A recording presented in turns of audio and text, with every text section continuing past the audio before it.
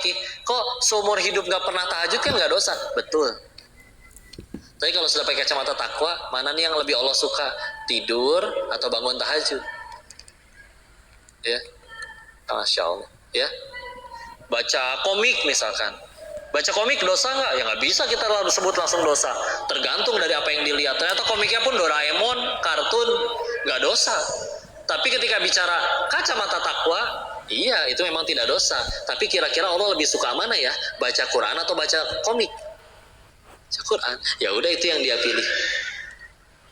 Kalau udah ini terus yang dia ambil, jalan takwa terus yang diambil, bismillah, jauh lebih enak. Ya. Sepakat tidak? Insyaallah, alhamdulillah. Ya. Pas sudah sekitar 10.34, mungkin disediakan waktu untuk sambil tanya jawab juga atau dikoreksi, silakanlah, banyakkan diobrolin juga atau tanya jawab aja sambil dikembalikan dulu kepada MC kondang kita ini, insyaallah.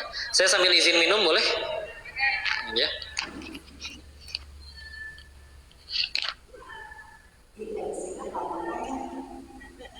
Tentunya lagi diwawancara. Bila dari gimana makin teduh hati kita ya dengan ilmu yang disampaikan oleh guru kita, insyaallah. Masih ada waktu. Oh ya, ini tangan kanan ya, tapi di kalian mungkin munculnya kiri karena ini pakai mirror kamera depan. Sesi tanya jawab. Mudah-mudahan ada yang mau bertanya dari saya kiri, saya kanan, ada yang mau bertanya?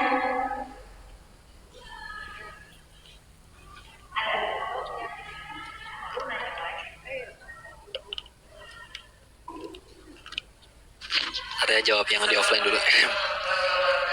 Waalaikumsalam warahmatullahi wabarakatuh.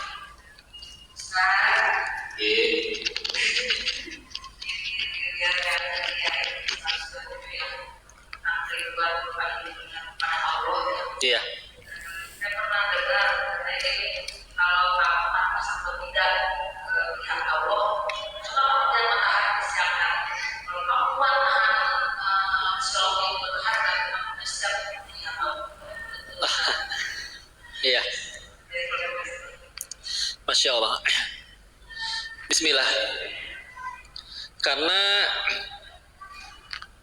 memang kebesaran Allah, nur cahaya Allah, ya, itu sesuatu yang, makanya ketika gini deh, Al-Quran di surat Ar-Ra'd ayat 31, surat ke-13 itu kan diceritakan walau anna Qur'ana suyyirat bihi jibalu aw qutiyat bihil al-ayah, bahwa Allah itu dulu menawarkan amanah Al-Quran ini kepada siapa?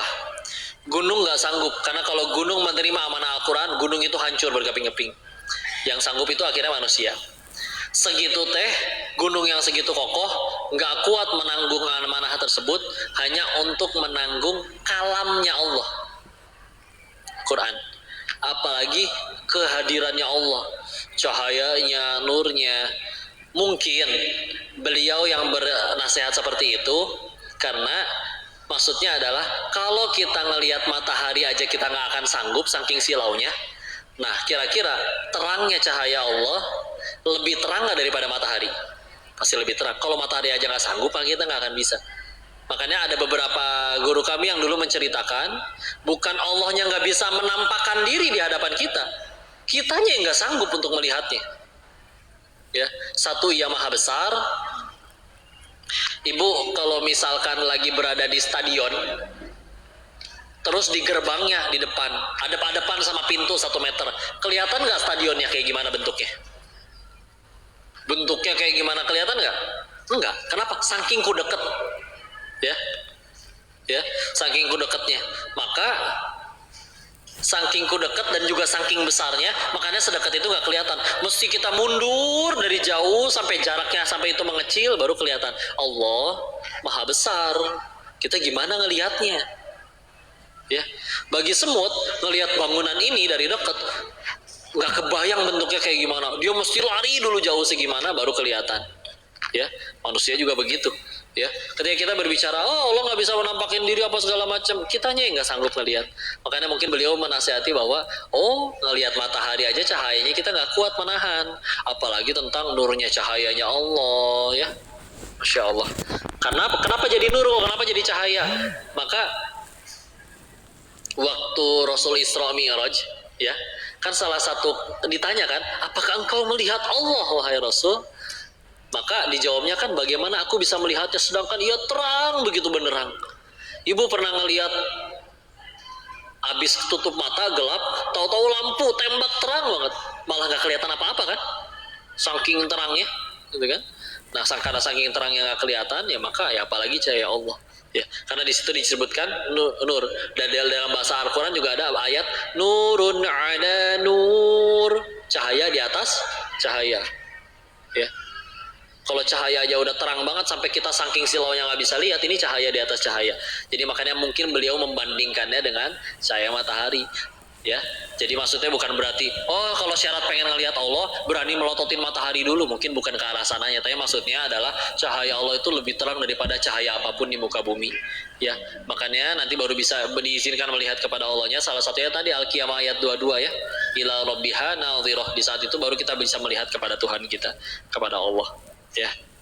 Jadi masalah ini juga bismillah mudah-mudahan bisa menjawab bahwa bukan Allahnya nggak bisa menampakkan diri, bukan. Kitanya yang nggak sanggup, indera kita nggak sanggup untuk mengindra Allah.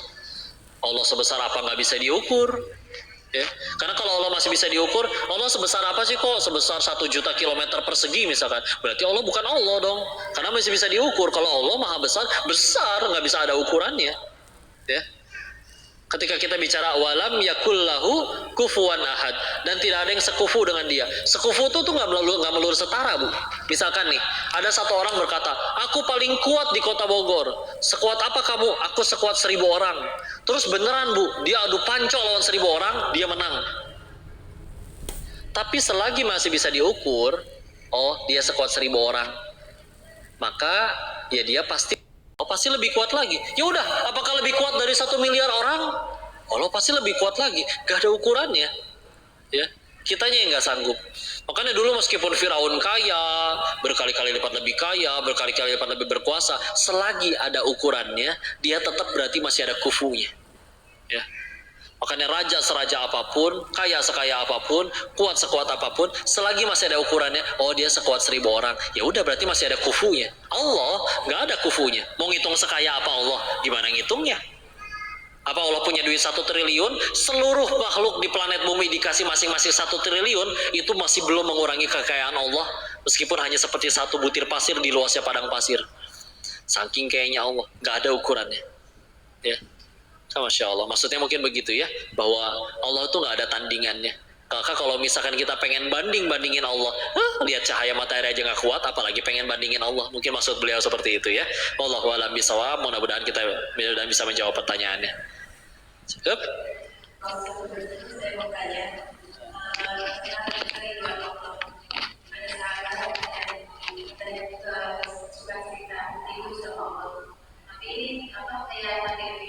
ini mimpi ya, dia mimpi ini melihat nafas Allah dan dia merasa bahagia banget. Bagaimana kaitannya antara yang bersama Allah itu? Baik, bismillah. Kita bicara tentang mimpi.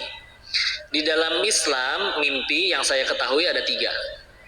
1, mimpi yang memang cuma bunga tidur. Ya, kita tadi seru main arung jeram, roller coaster, nanti kita tidurnya sambil teriak-teriak, seru gitu ya, ada sekedar bunga tidur. 2, ada mimpi yang memang dari Allah, berupa kebaikan, juga berupa dikasih pemahaman, wahyu, ilham, tapi ini biasanya hanya untuk para nabi, ya, atau mimpi-mimpi orang solih. Dulu waktu Imam Syafi'i rahimahullah difitnah, terus pengen dihukum mati oleh pemimpin di kala itu, ya, maka ada salah satu muridnya juga sih, muridnya Imam Syafi'i juga, ya, tapi dia soleha luar biasa. Beliau bermimpi seperti ini, bahwa ada orang menyampaikan suatu hadis di mimpinya, bahwa Nabi bersabda, Rasulullah SAW bersabda, yang artinya setiap 100 tahun itu Allah memberikan 1 orang yang akan menjadi membaharui agama ini, ya. Pembaharu yang pertama adalah Umar bin Abdul Aziz. Ini cicit-cicitnya dari zamannya dari Umar bin Khattab. Kepemimpinan beliau luar biasa. menjadi perbedaan dalam Islam, membuat terobosan. Yang kedua, di mimpi tersebut beliau menyebutkan adalah orangnya adalah Asy-Syafi'i, Imam Asy-Syafi'i. Maka beliau menceritakan kepada istrinya Imam Asy-Syafi'i, tenanglah karena mimpiku ini, kalau insya Allah mimpiku benar, maka suamimu pasti akan dilepaskan. Karena kalau misalkan beliau dihukum mati, beliau nggak bisa menjadi tokoh besar di zaman ini, pembaharu di agama ini, ya.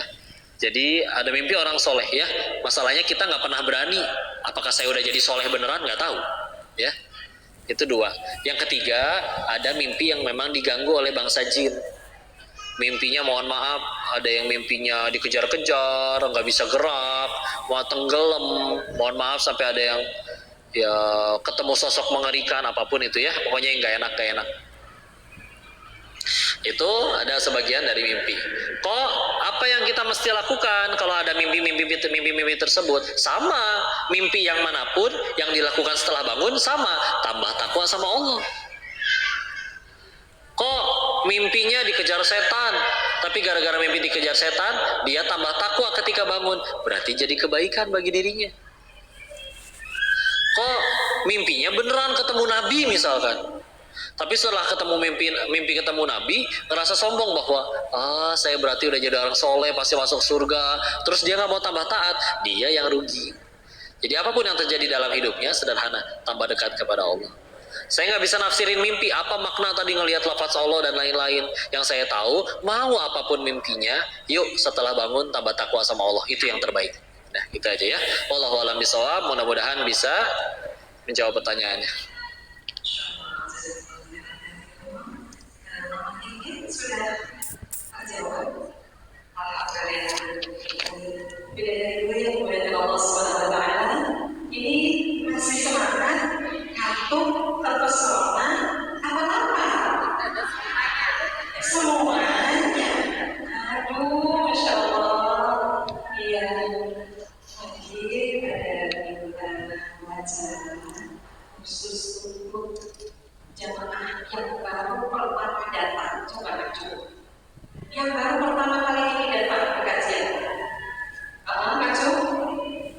Oh iya ibu, ya, hanya minta satu ya sayang, hanya minta satu orang saja yang hari ini lain datang ya. Ini benar-benar di hati. Ada hubungannya kalau aku pilihannya punya beliau dan lagi saudara Ibu Abi, Ibu Tati, Mama Ke yang muda aja. Terus padahal ini kan Bu Abi, Mama Ke, Bu Tati itu kan 22 usia. Jadi ditolak sama dosen. Maafin ya sayang, tidak dari yang usianya sudah berapa itu 17.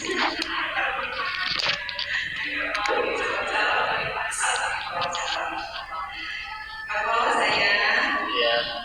kita pengen tahu ya, ini selama perjalanan beliau yang 1 bulan visit dari kajian Samara, beliau sudah keluar masuk TV, dari acara podcast, dari podcast dan juga alhamdulillah bergembira pokok dipotret oleh Andara, Sultan Andara selama 1 bulan. Alhamdulillah. Semoga punya turut yang sukses berkat manis-manis. Kayaknya dari datang ke sini itu sama yang glowing. Yang di rumah glowing ya.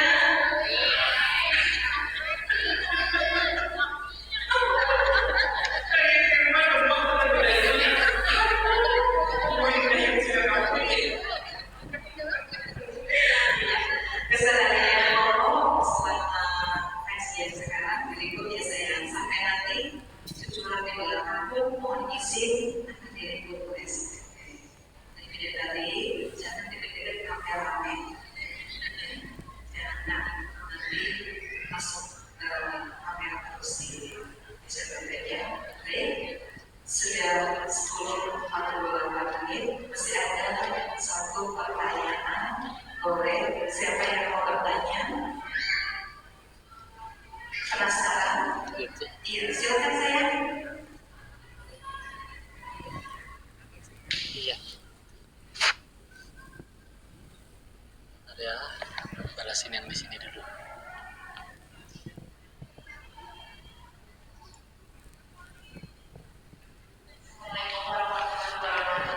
Waalaikumsalam warahmatullahi wabarakatuh. Maaf ini saya mau bertanya ini luar tema tapi berhubungan dengan ramadan. Iya. Jadi ini Ustaz, yang saya tahu kalau saya salah, yang saya tahu pengertian sholat witir itu adalah sholat menutup ya Ustaz. Pengertian apa? Sholat witir Iya. itu adalah sholat menutup. Iya. Sampai sekarang sih saya masih jadi ketika tiba-tiba Ramadan itu kan kita ada sholat tarawih Ustaz ya, sholat tarawih dan ditutup dengan sholat witir.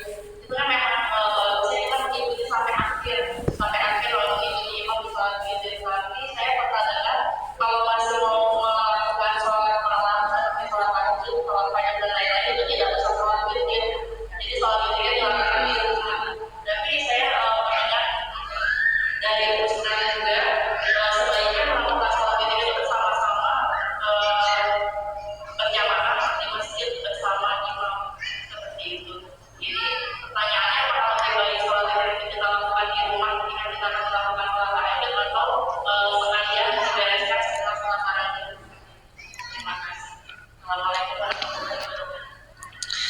Waalaikumsalam warahmatullahi wabarakatuh. Bu Devi dari mana sih? Dari pihak pemerintah. Pak kajian Koko dari podcast apa sih ya? Di Sumargo. Alhamdulillah, kamu sendirian datang. Mama mana? Assalamualaikum Mama, Masya Allah. Dari podcast dari Sumargo. Insya Allah nanti ada jamaah lagi dari podcast Roma. Gila, Pak.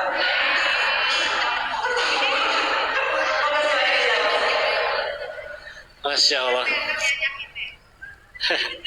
Masya Allah. Memang ketika bicara tentang sholat witir, ada dalilnya yang seolah-olah kayak berseberangan ya. Yang pertama, sholat tidak ada dua witir di dalam satu malam.